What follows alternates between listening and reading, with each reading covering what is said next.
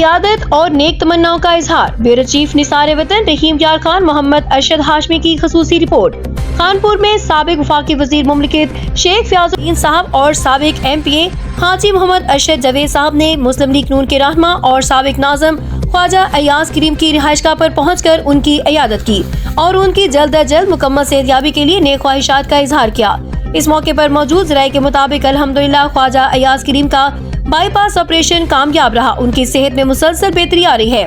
رہنماؤں نے گفتگو کرتے ہوئے کہا کہ خواجہ ایاز کریم علاقائی سیاست میں ایک فعال اور مثبت کردار کے حامل رہنما ہیں اور دعا ہے کہ اللہ تعالیٰ انہیں مکمل صحت والی دراز عمر عطا فرمائے۔